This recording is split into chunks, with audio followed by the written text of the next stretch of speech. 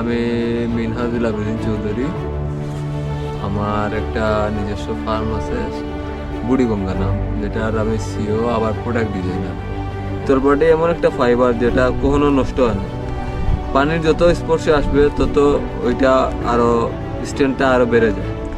যেমনটা আমাদের রেটনের সাথে আমরা একটা ব্যাগ ডিজাইন করছি, শীতলপাটির সাথে রেটনও আছে।